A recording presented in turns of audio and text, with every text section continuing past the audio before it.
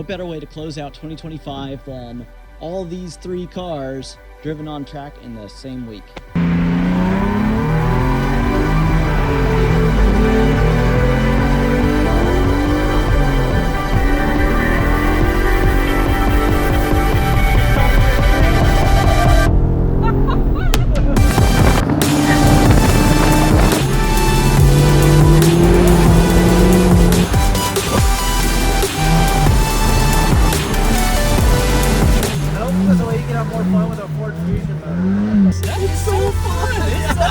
Exactly. Such a good car.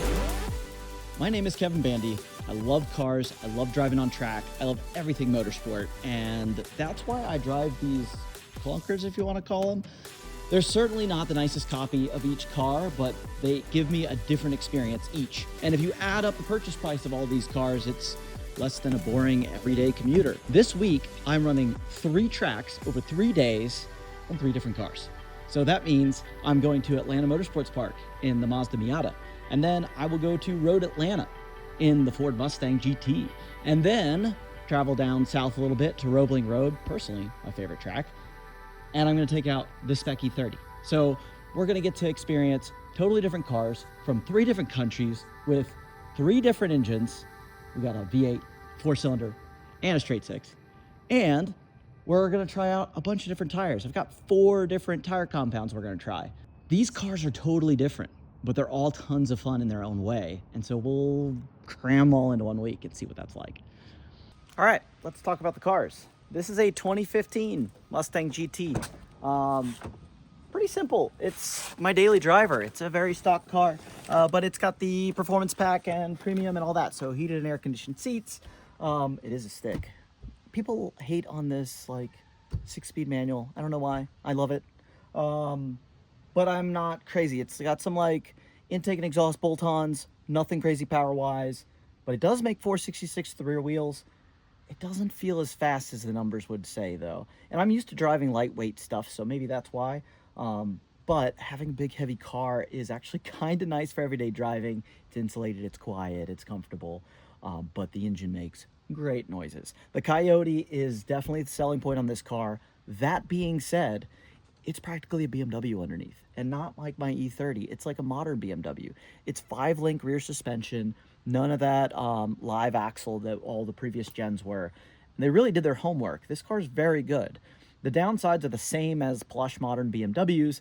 You've got really soft subframe mounts and things like that. So the car wants to wheel hop. It wants to like have, you know, unpredictable lateral motion as well. But that's all easily solved. I put in some inserts in the rear subframe mount that make the car a little more predictable, and it's been great for drift days, which I've taken it to a few times. And I have evidence of that. If you don't believe me, all you have to do is look at the front of the car where I went into a barrier at Lanier. I kind of kicked the car sideways. I didn't really have a plan. And yeah, have a plan. Where are you going to go? Because I didn't know, and I went straight into a barrier. Maybe a little target fixation. Not my proudest moment, but you live and you learn. And that's why I buy the cheapest one I can find on the market. Yes, I've got some paint failure. It's not the best, but I paid 14 grand for this car. And it's a lot of car for 14 grand. It is so much fun. Now you might say, hey, big heavy car, your consumables are super expensive. No. This is where the magic is, okay? So these tires are not coming with me. These are what I ran at Barber, and they were pretty impressive. These are the Accelera 651 Sports. This is an Indonesian tire company. You can buy them at tirestreets.com. That's where I always get them. And they have insane sales all the time. I paid, I think, like $580 for a set of these, and they are $265, $40, $19. It's a kind of odd size as far as what should fit this car. I have 9.5, so 19 by 9.5 inch wheels all the way around. Factory with a performance pack. That's what the rear spec is. So I bought a second set of factory performance pack wheels. You can find them cheap on Marketplace. And I just run the rears square all the way around. I want to also show you how much fun this car is on less grippy tires. I've got BF Goodrich's new ultra high performance 380 treadwear tire that I'm gonna put in 275 on the 9.5s all the way around. We're gonna compare those back to back. So that's a pretty radical change. I don't think anybody's doing this kind of thing because people are either in the camp of like, I want super sticky tires, or they just run what they can. But so that's the plan there. Next car. Now let me introduce you to my 2006 Mazda MX-5 or Miata. You look under the hood and you're like, wow, that's very clearly swapped. No, it's not clear at all. In fact, I wouldn't have known if I hadn't directly had this pointed out to me. But you see this mount right here? This is because this engine came out of something front-wheel drive. This valve cover, however, and the oil pan came stock on the car 263,000 miles ago. Actually, that's not true. This came from another 2-liter of another motor I tried to swap in, and it didn't work out. And that's a long story and kind of hurts my soul, so I'm not going to talk about it right now. But right now, we have a Ford Fusion 2.5 liter in this car. And in the era that Mazda was building these cars, it was majority owned, or there was some huge stake of Mazda owned by Ford, and they collaborated on this car. So this has a Duratec motor. It came with a 2-liter Duratec, the 2.5 Duratec that came in like Explorers or Escapes or something, but definitely the Ford Fusion bolts right in. There's probably a couple other things, but it is very simple. Look it up. Other people have great videos on it. Amazing swap. Everybody's like, no, don't just swap it. You'll be super disappointed. You gotta have cams. You gotta do all this stuff, or it's just like a waste. But honestly, this thing is just bone stock out of a junkyard, and 35,000 miles on the motor. I did nothing to it. It's just got a tune, and it is so much fun. I mean, you probably only add, I don't know, 20 or 30 horsepower, which doesn't sound like much, and it's really not. But you add a ton of torque, and that makes all the difference in the world. This car, if Mazda made it that way, they would have sold so well. The torque really makes the car fun. The actual torque value probably doesn't sound like a whole lot of power, but it's just so enjoyable and so usable. Like, it's really how this car should have come. Inside, we've got a 6-speed manual and limited slip diff. So as ugly as the paint is, as like poor as this car shows and as many miles as it has, it's a really great spec. The leather seats, whatever, they didn't last very well. But having the 6-speed and the limited slip does make the car. Again, just like the Mustang, this is when the car really modernized. You could call the Miata just a shortened RX-8, and as far as the chassis is concerned, that's very true. I think most people say it the other way around, that an RX-8 is a long Miata. Both of those are probably equally true. The rear is a 5-link, and the front is a double wishbone. What does that mean? It means Porsche finally got smart and built the GT3 like this. So this is about as good as it gets as far as suspension geometry, and it shows. But the way you've got to enjoy this car is you've got to make it the most like balanced, neutral car. And I think the way you feel that is by lowering the grip level. And that's exactly what I did. So these are stock wheels, which are probably something like 17x7s. They're not very wide. And you can see there's a little bit of stretch on my 205. So maybe that's 7.5s or something. Either way, I asked some guys that are big in the drift community here in Atlanta. I said, what tires that are cheap are people going to? Because I figured what I want out of a car is I want to be able to put a lot of heat in a tire. I want it to hold up, but grip level is not super important to me. Most people on track, that's all they want. But for me, I just want to feel the balance of the car. I want to have so much fun. And my thought is less grip per power means more fun. So grip over power equals fun. If you've got something that has very little grip, it feels like it has way more power than it does. And it's so much more expensive to add horsepower, right? So that's the idea here. I came up with these, or I got this as a recommendation, the TBB TR66. I don't remember the exact amount, and I know every time you go on Amazon, the pricing's a little different. But yeah, Amazon. I bought these off of Amazon for like $50 something to $60 a tire, shipped to my front door. I kid you not. Then you just gotta go find somebody to mount them. I finally found a place that would let me use their tire machine. So I'm mounting my own stuff, and it's saving me a ton of money. So I can do dumb stuff. I can go drifting. I can replace my own tires. These tires, I don't remember how long I've had them on, and I've done a bunch of days at Barber. I've driven it around the street a ton, and I drive like an idiot as often as I can on these tires, and they hold up. The grip level, again, very low. Fun factor, very high. This is gonna be a blast. We're gonna take it to AMP, and then I'm actually loaning it out to a friend at Road Atlanta. So it's gonna see lots of track time. It's so much fun. And guess what's the beauty here, right? You put sticky tires on a car. We're gonna go explore this on the Mustang. You put sticky tires on a car, and you start to feel the other weaknesses of the car. Like maybe the fact that you've got hundreds of thousands of miles on the bushings. They're gonna show their ugly teeth. They're not gonna be happy, right? Your shocks are outdated. They're not gonna be happy. Your spring rates, you're gonna be sitting on bump stops all the time. It's not gonna be happy. Your brakes, they're gonna get overheated. They're not gonna be happy. I've got some better pads on the Mustang, and it's got the big 6 pistons, so it'll be okay. But the Miata, all I had to do was step up one step. I've just got the StopTech Sports, I think they're called. They're like 305s or something. It's not an aggressive compound. It's like a street track pad. So you can see the wheels are a little dirty, but not crazy so. I didn't have to get some race compound brake pad that squeals like crazy because there's so little tire grip. Similarly, these have, well, they had original, I think, coilovers that came from the factory, and the fronts, I believe, were completely blown, like just so bad. It was just bouncing. It was awful. And so I bought another unknown set that were used and swapped them on, and the car is infinitely better, but it's still just very stock, very cheap. In fact, I don't think I bought those. I think I got them for free. This is an incredible bargain. I bought this car for $6 grand, and you can get them cheaper now. This was when cars were going for a little more, and I paid $2,400 to have the motor swapped. That's so cheap.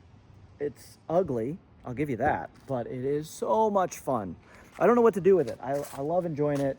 I wish it looked better, but I don't know if it's worth spending the money to make it look better. So I'm just stuck with it, but I'm having the time of my life. I can't actually complain. Okay. Third car, Roebling's weapon. All right, so I bought this Spec E30 for a ridiculously cheap price. I got a hookup from somebody that was just over it, didn't want the car anymore. Didn't really look over all the details real closely, and it needs a lot. But I only paid $4 grand for the car with this very special sticker right here. Here's where all the money is. This is the value, right? If you've got a car that is teched for the current year, that means someone has certified that all of the safety equipment is up to date in the car. This certifies that everything on the car is legal within the class rules. Could things have changed since the sticker got applied? Of course. But likely, you're within current guidelines and regulations, which means you should spend a lot less money to catch the car up, be legal, and be ready to compete. So this was an amazing steal. The only thing is, I'm a tiny guy, and I bought it for somebody really tall, and the seat didn't fit me at all. So I got this seat insert, and they make them really cool these days. Now, it's all self-contained. You don't have to do like the foam beads into a bag and make this huge mess. This is already in there, and it works like one of those like hand warmer packets. You just kind of like break it and sit in the seat and just stay put for a little while. And in like 2 minutes, it's fairly solid. You sit in there for 20 minutes and you're done. Anyways, moving on.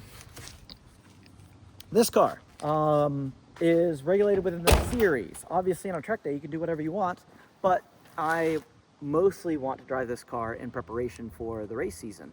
Next year, I want to go after the Southeast Regional NASA Championship in Spec E30. So I really want to focus on being competitive in this car within the regulations. That means keeping the car above 2,700 pounds when I come off the track. You got to consider fuel burn as part of your weight, but that includes my weight, and running on the correct tires. So Maxxis is the series sponsor, which you can see on the tire and required on the fender. Why do I have it here? Because if I get a top 4 finish, I actually win tires, which is awesome. Keeps the cost really competitive.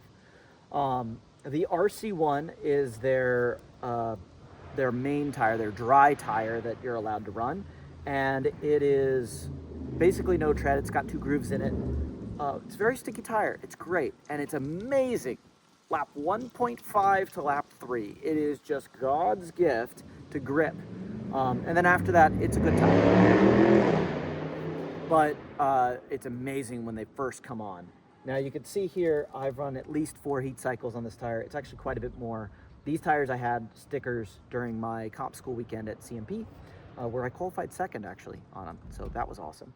And then I did some wet sessions on it that I didn't mark on here. Anyways, at this point, these are test tires for me. So I will run these at Roebling. I'll bring my rain tires just in case, but I don't expect to use them. The rain tire is a Maxxis as well. It's their 200 tread wear. I think it's like a VR1 or something. Never been on them. Haven't needed to yet. If it's just damp out, you still run on these because if you find a dry line, you're still good.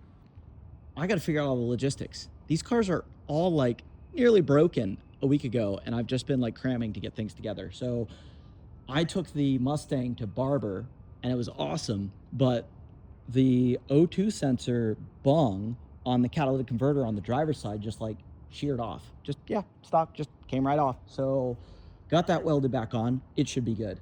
The Miata, honestly, it's kind of great. I got a 2.5 liter swap in it, and the car really just needs nothing. It's a great car. It does leaks a bit. So if it rains, yeah, it gets a little smelly in there. Whatever. Super fun car. Race cars. If you've never owned a race car, just know this. You're always working on them. You can buy the most reliable one, the most like track-proven one. They always need something. And my last event was at Road Atlanta and was really disappointing. I ended up with just everything fuel issue you could possibly have. So I started out with a fuel starve in every right-hand turn.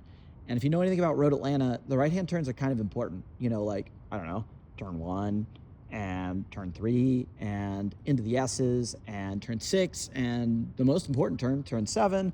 And then, oh yeah, 10B, and then that whole stretch down 11 and 12. So yeah, right-hand turns are important, but don't worry, because we fixed it. We fixed it because we found out that the fuel pump in the tank, no good. So we swapped it out, 37 degrees in the middle of the night, and we happened to miss the O-ring that's supposed to be on the new fuel pump. So no O-ring on the fuel pump, what happens? Well, full tank of gas. Now when you take left-hand turns, because the pump's on the left side, or on the right side, the fuel splashes up through where that O-ring should be protecting it, and then the fuel washes over the top of the tank. What's behind the tank? That's right, the tire. So every time I took a left-hand turn, it was diabolical. It would just soak the rear tire in fuel, and I had no grip. So that was disastrous and ruined my weekend. I didn't like have a collision or anything, but I had an awesome test day on Friday, threw down some like really impressive times, and then like didn't get to compete at all basically because I was fighting fuel issues the rest of the weekend. So that's race car life. But now I've got a new O-ring on the fuel pump. Good. Replaced the fuse that was blowing from the fuel pump being bad. Good. What else? Maybe I'll throw some brakes on it. I at least need to load it in the trailer. So this is the difficulty. How do I efficiently like make it to tomorrow's event and Monday's event and Wednesday's event in all these different cars? And I haven't really figured that out yet. We're gonna figure this out, and it's gonna be cool, I promise.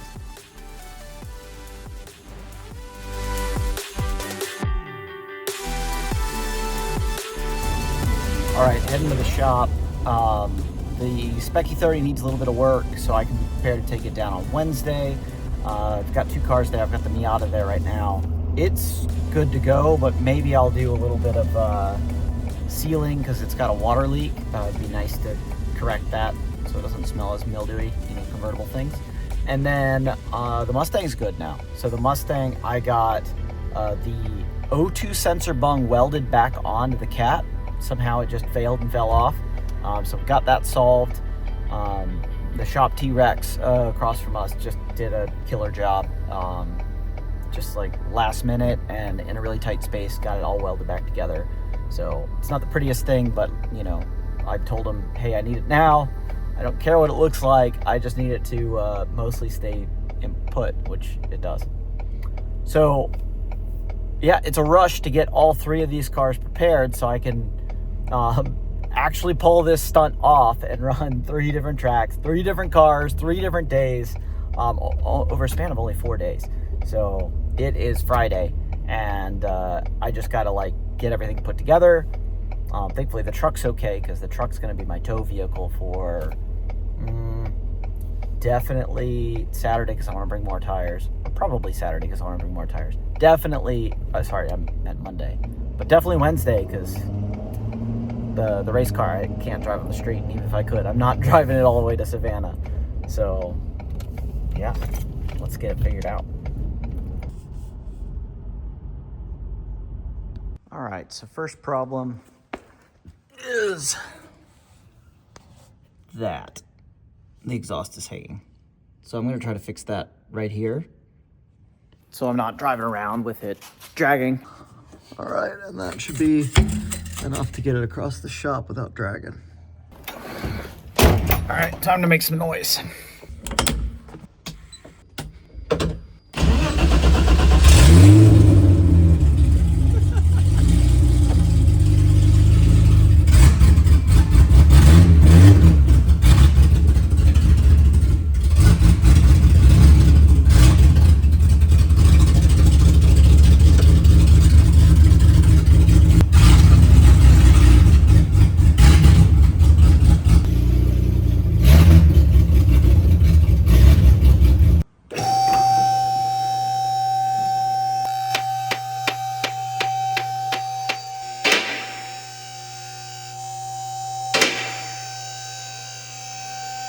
Screws.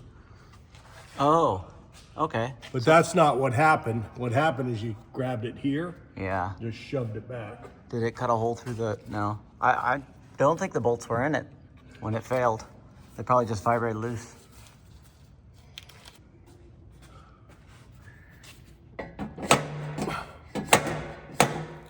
That's going. Yeah.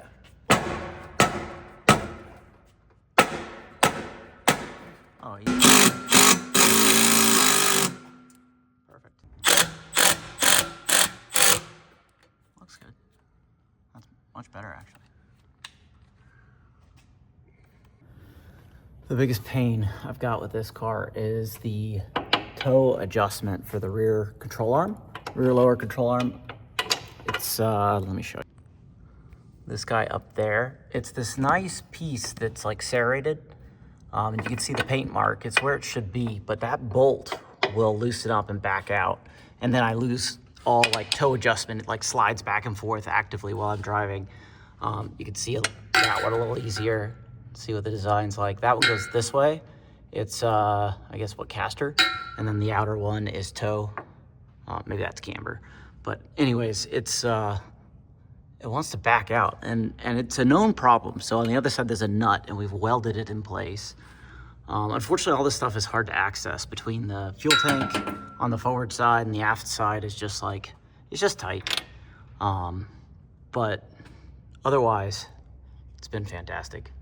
So really when I'm under it, looking for leaks and stuff like that, I definitely have them. I just got to work my way through them. But those guys loosening up are like my biggest issue on track.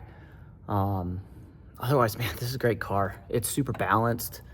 We got the corner weights down to like 50, like within 1% of corner balance, or what's it called, cross weight. And so the car just feels really good. It'll oversteer on throttle. It'll oversteer under braking. It'll understeer when I intentionally like plow. It's very neutral. It's balanced. I can do what I want with the car. And the design, people like knock on E30 design, suspension geometry, but this rear trailing arm like this, it's just so forgiving. Like you could be in the craziest situation and you can still save it. Like my last race at Road Atlanta, I had an issue where my fuel pump, and that's what we're gonna fix today, my fuel pump was leaking, or yeah, out of the top of the tank, it's leaking fuel. Goes around the tank, and then it comes over here, and it must be coating this passenger rear tire, and it was diabolical. But somehow I was able to keep it together because this geometry is so forgiving. When it starts being a problem, it's not a problem. You could drive through it, which is amazing. Like I've had that toe adjustment come out on me on track, and I could save it. I could not save that in a Miata. I could not save that in a lot of cars. And this car does have a lot more wheelbase than a Miata, but I don't attribute it just to wheelbase because I feel like this car is even more forgiving than like an E36 or E46 or a similar car that's got, you know, more modern suspension and lots more wheelbase than a Miata. But there's something magical about E30s. I love these things. This guy comes out first. It's a very exact fit. Okay. A little more solvent won't hurt anybody. All right, then I gotta get this. So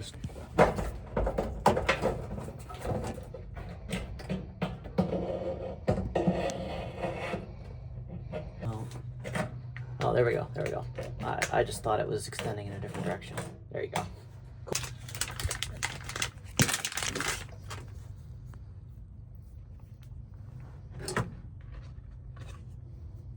you get it wet. Yeah. Okay, it was a real pain, but got it in there. You can see there's a little gap. I can get my, tip my finger under all the way around. We were going the wrong way. You actually, go counterclockwise to tighten it down, but it's got an O-ring in there now. So call me crazy, those aren't torque stripes, but they're just paint marks that will hopefully be just like on your iPhone, if you take it apart and then they're like, oh, you got it wet, then that's your fault. I'm hoping that's what's going on here. We'll be able to identify if I've got any fuel leaks. All right, button it back up. Doing some body work. There we go. Where else does it need to come out? Just further. Further? Yeah. Yeah. A little lower. Look at that. Damn, my legs aren't what they used to be. There. Down. Oh, yeah. Oh, there you yeah, go. yeah. There you go. That's where you need, right there. Keep pushing. I don't want to go too much. You can't. No, I mean, you might be able to, but so far you haven't. It's like BMW shape now. Yeah. Nice work.